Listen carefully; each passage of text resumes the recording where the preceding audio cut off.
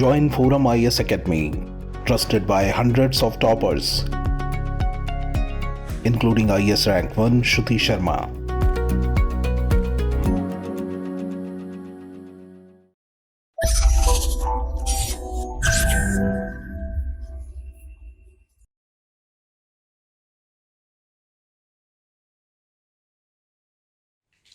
Hello and welcome to ForumIAS. Today is 23rd March 2023 and these are the articles we will be seeing today.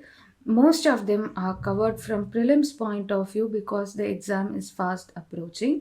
Let us go into the first article of the day, which is about capital punishment, or in other words, death penalty. Why is this suddenly in news? Why are we discussing about capital punishment? Because the Supreme Court is looking into alternate methods of death penalty. At present, according to Section 354, Clause 5 of the Criminal Procedure Code, it says that a person sentenced to death shall be hanged by the neck till he is dead, which means the person will be repeatedly hanged till they are dead.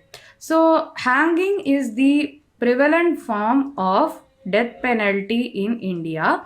Now, before even venturing into alternative methods of death penalty, there is also a salient discussion on whether death penalty should be abolished. We are just talking about less painful and less cruel methods of execution, but even that is very redundant when we talk about whether or not there should be capital punishment. So in this context, when the Supreme Court is exploring alternatives, what does the central government think? So, according to the central government, they feel that the method of execution should not be barbaric, inhuman, or cruel. And the center has explored the possibility of firing squads as well as lethal injection. So these lethal injections, they are designed to create the appearance of serenity and painless death.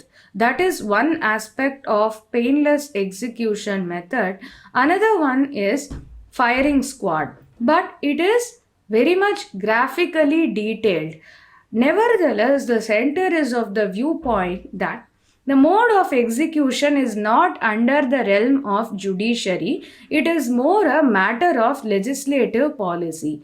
If India is to bring about a change in the method of execution, obviously there has to be an amendment in the section 354 clause 5 of the Criminal Procedure Code. So this falls within the realm of the legislature, and the central government, that is the government of the day, will only introduce a bill in this regard to amend the legislature. All in all, the possibility of having an alternative method of death penalty is within the realm of the legislature. That is the viewpoint of the central government. And now we shall see some case laws related to this.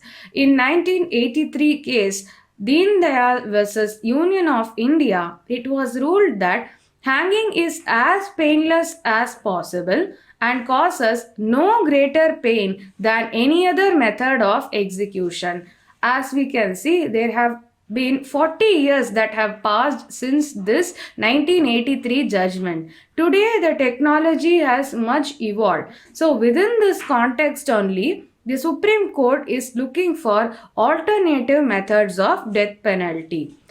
So, if we have to see a report of the Law Commission that was published in 1967, the 35th report of the Law Commission, they are saying that electrocution, use of gas chamber, or lethal injection, they are considered as less painful, but the Law Commission did not give a particular recommendation. It couldn't come to a conclusion and it did not give any recommendation.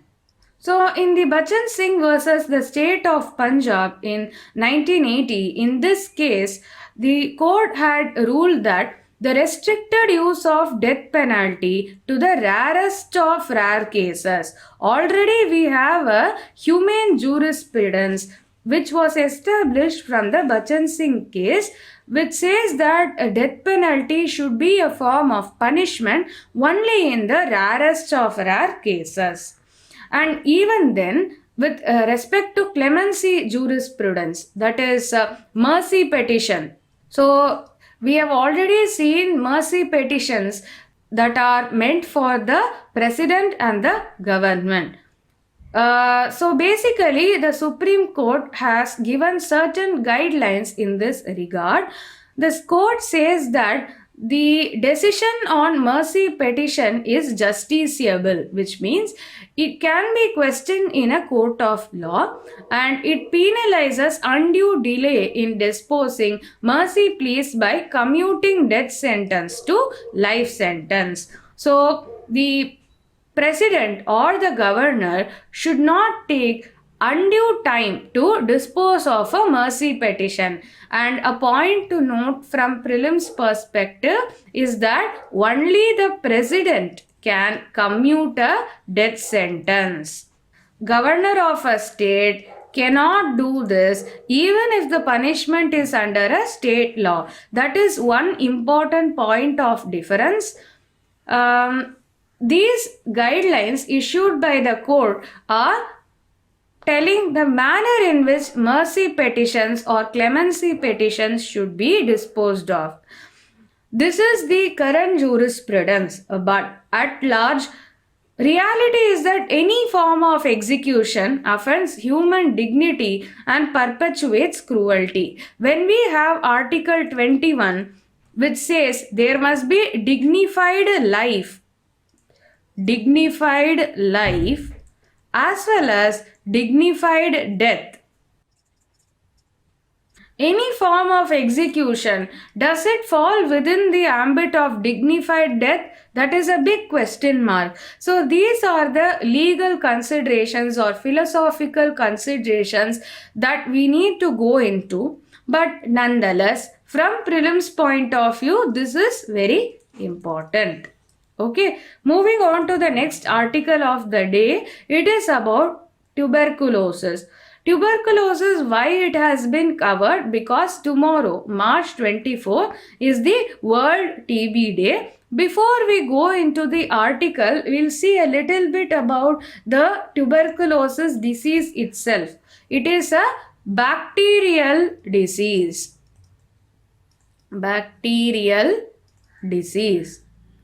And it is caused by Mycobacterium tuberculosis. Generally, we associate tuberculosis with pulmonary system, that is the lungs as well as the heart. However, TB can affect any organ system, bone or kidney, central nervous system, but most of the cases of TB are pulmonary. So this is important from prelims point of view. There can be a statement saying that TB cannot affect other organs, which is wrong because TB can affect any organ system. That is one important point to note. Coming back to the article first talks about the current developments and then it gives some suggestions. So first we will see what are the developments so far. So in 1993, almost 30 years before, the WHO declared TB to be a global health emergency. And currently we have a goal to end TB by 2030. So that is the goal, and this is also important from prelims point of view. After the G7 meeting that was held in Japan in the year 2001, there was a global fund to fight AIDS, TB and malaria that was established. And this fund began disbursing funds from 2003. So, by getting this funding, the effort to tackle TB has been stepped up. So, what are all happening? The TB response, it has taken inspiration even from HIV response. In the epidemic against HIV, the people who are affected by the disease are also engaged. Now, the TB response is also taking a leaf out of the HIV response playbook, and the response, or rather the engagement of those affected by TB are also taken into consideration. And now we have the molecular diagnostic tools which were used against bioterrorism 20 years ago. They are the state of the art tools for diagnosing TB. Apart from that, today we are using social safety programs to tackle TB. That is social safety in terms of health and awareness building. We are using the ASHA workers, Anganwadi workers to build an awareness for interception, and we are using our primary healthcare centers, etc., to tackle TB. That is what the article means by saying that social safety programs are used to address the poverty drivers of the TB pandemic. Also, the mobile and computational data revolution is being used to improve the treatment outcomes. But there is much that needs to be done, because till now we are struggling with TB. Till now there is multi-drug resistant TB. Multi-drug resistant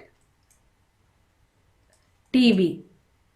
So, in order to tackle this, which is a very virulent form of TB, which is very severe because the bacteria that causes TB has mutated against the multiple drugs that were used to treat TB.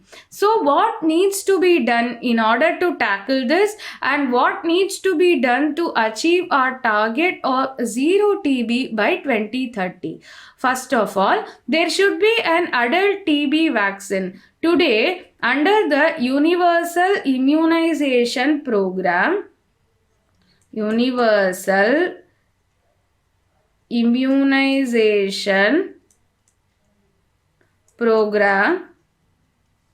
under this program, children are vaccinated against TB. And this vaccine that is administered to children, that is almost 100 years old. So there needs to be a new TB vaccine. And India's ability to develop vaccine has been established during the COVID-19 pandemic.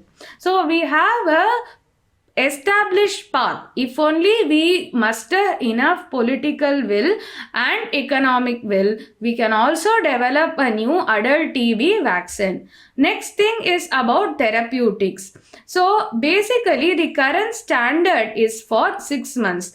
The current treatment method used to treat TB is DOTS. We'll see what is DOTS. DOTS means Direct Observed Treatment Short Course. That is the expansion of DOTS, and it has a 6-month program, and it is divided into 2 phases, intensive phase and continuation phase. So the treatment itself takes 6 months. This DOTS program takes 6 months. So what happens is that many people discontinue in the middle of it. So what needs to be done in this regard is we have to develop more injection-free and shorter all-oral pills so that there will be better compliance. There will be lesser chances of the patients discontinuing the treatment. Because the patients are discontinuing, it is also again leading to multi-drug resistant TB. Instead, if we are to develop a shorter course for the DOTS program, it will improve compliance and it will also improve patient fatigue. So what happens if it is a 6 months course? The patients will get tired, they become fatigued, and then they discontinue. In order to address patient fatigue and in order to improve compliance, a shorter course of oral pills needs to be developed. So drug resistance is also showing up, and when the current regime of drugs, if they start showing drug resistance, within that we have to develop the newer drugs so that we will have a line of treatment available when the current drugs show drug resistance. All right. So these are the solutions that are offered by this particular author.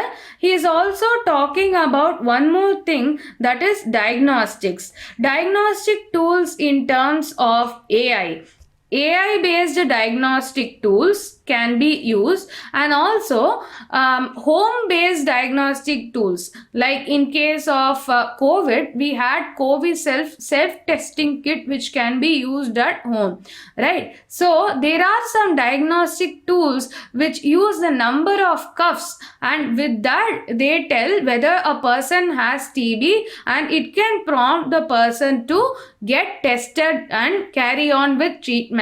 These kind of AI based tools needs to be introduced so that the intervention is as early as possible and the person doesn't get infected too much into the disease. So that is about this article. First, he is talking about the current development, and he is giving 3 areas of improvement in terms of vaccine, in terms of therapeutics, and in terms of diagnostics. That's it about this article.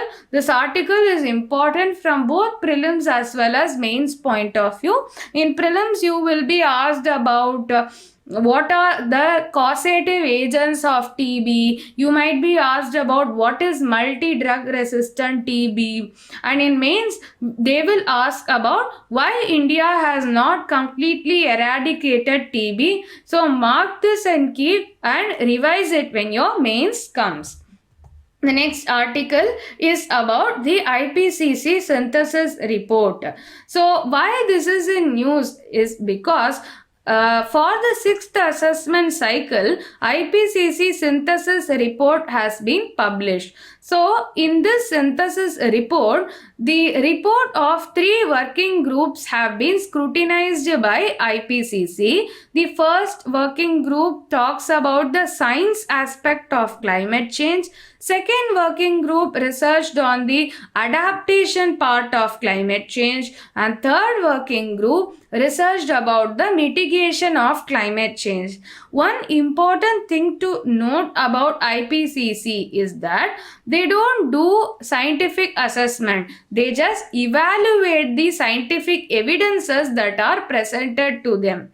So what does this report say? The report says that already 1.1 degrees Celsius rise has happened, and this has led to food insecurity, water shortages, and heat stress. By Paris Agreement, we know the Paris Climate Deal which took place in 2015, and as a result of it, there are NDCs, that is nationally determined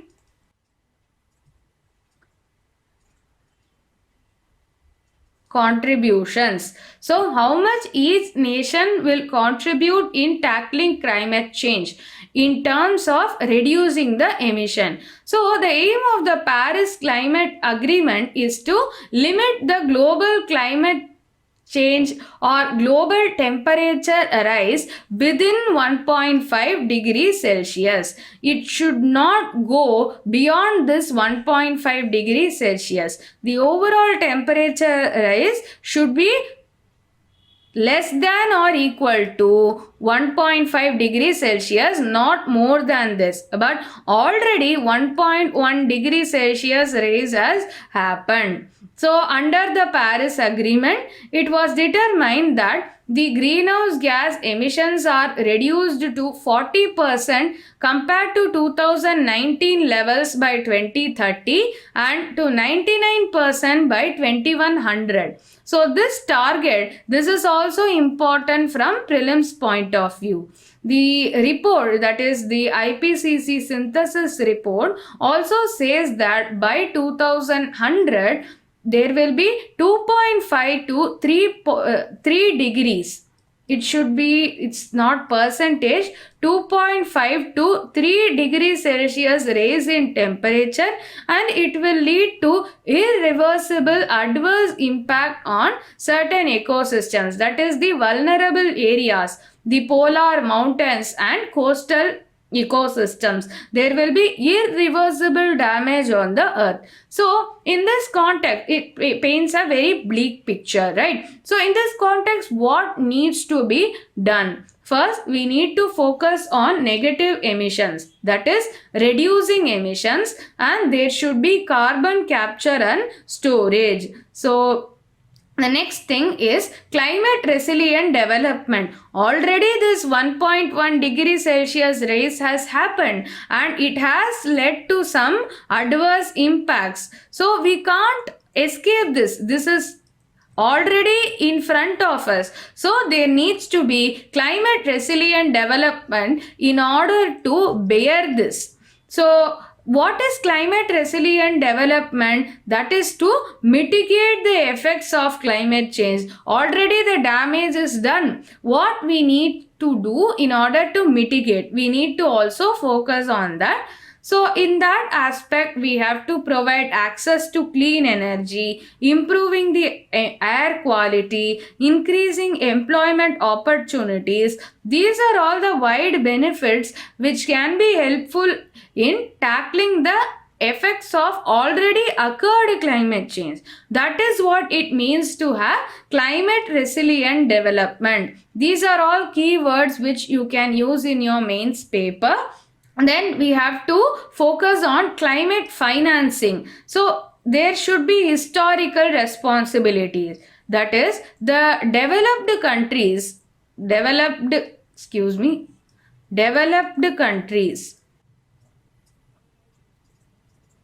developed countries like UK, US, France, etc. These countries, they first industrialized. As a result, they emitted a lot in their process of development. So they contributed a lot to climate change. But the effects of climate change, it is more borne by countries like India, who are in the global south. So India historically did not emit that much, but today we are suffering the effects of climate change. In this context, the historical responsibility needs to be acknowledged. If these countries were responsible for the climate change that has occurred today, they also have to pay. This is according to the polluters pay principle. They have to contribute money so that the global south can use that money and carry out climate resilient development.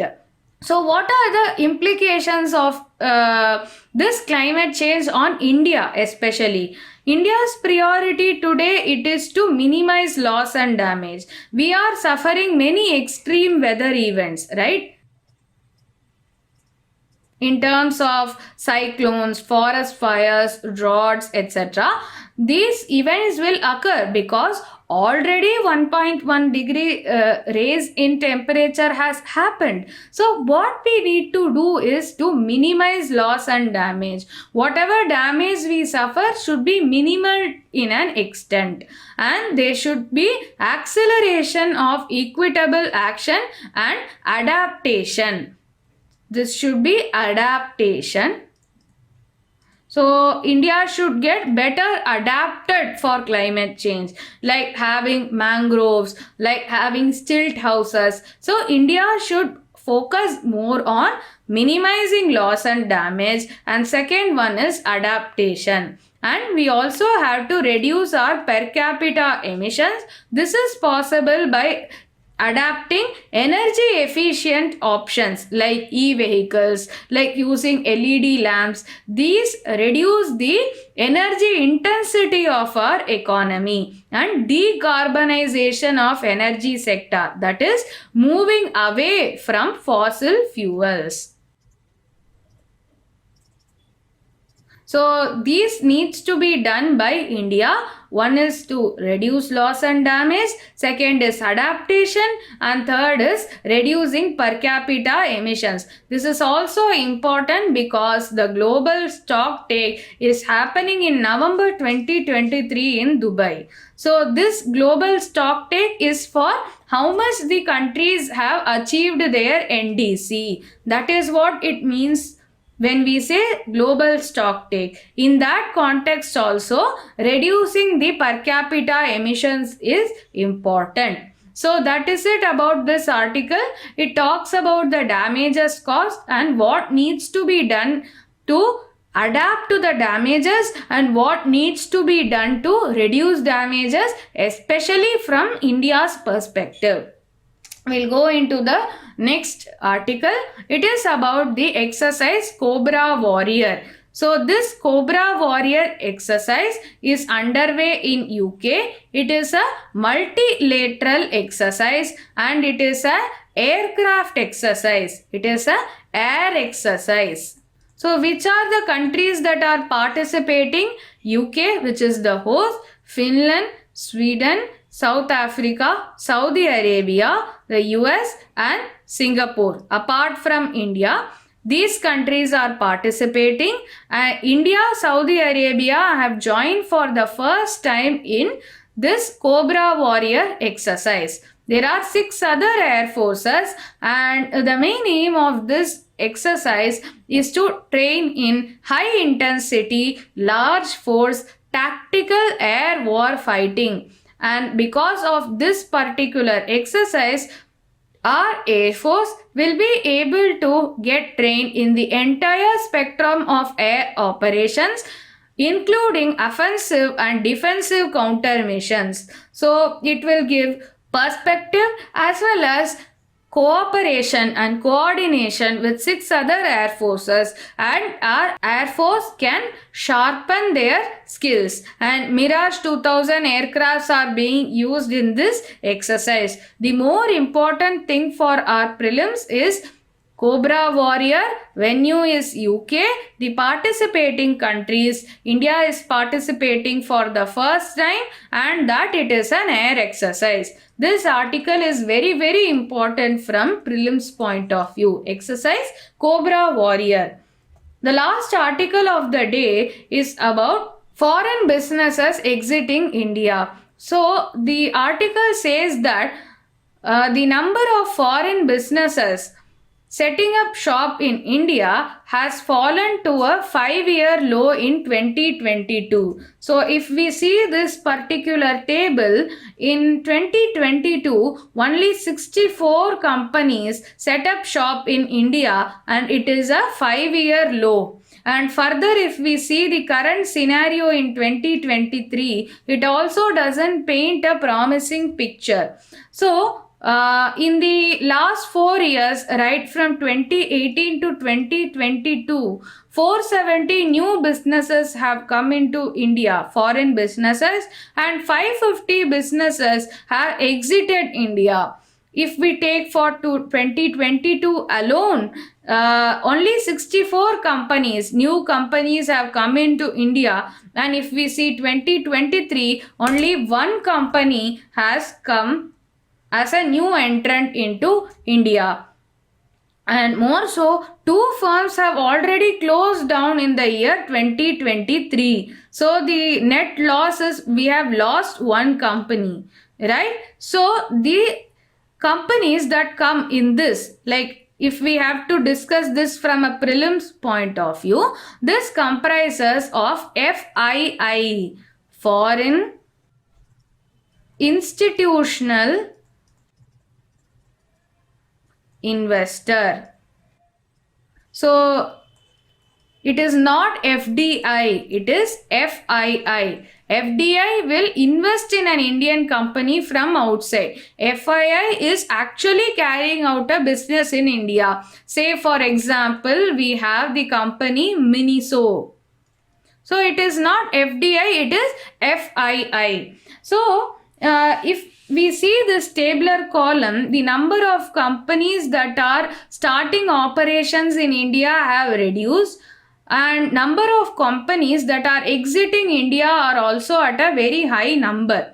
But we have to see it within the context of COVID and also global recessionary trends, and we have to wait and watch what happens in the year 2023.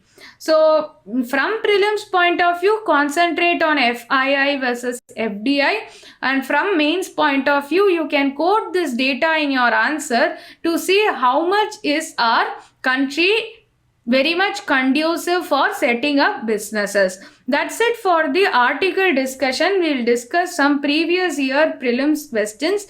The questions that we are going to discuss are from 2019 prelims. So the first question of today is, a digital signature is 1. An electronic record that identifies the certifying authority issuing it. 2. Used to serve as a proof of identity of an individual to access information or server on internet. 3. An electronic method of signing an electronic document and ensuring that the original content is unchanged. Which of the statements given above is or are correct? So, it is asking about correct statement. See, a digital signature is like if there is a PDF and it requires sign. If it is digitally signed, then it is called as digital signature. As simple as that. That is directly explained here. An electronic method of signing an electronic document and ensuring that the original content is unchanged. So statement 3 is correct. But statement 1 and statement 2, they don't describe digital signature. They describe digital certificate. We'll discuss the next question. Recently, scientists observed the merger of giant black holes billions of light years away from the Earth. What is the significance of this observation? A. Higgs boson particles were detected. B. Gravitational waves are detected. C. Possibility of intergalactic space travel through a wormhole was confirmed. D. It enabled the scientists to understand singularity. The correct answer is gravitational waves. So when two black holes merge with one another, they are supermassive.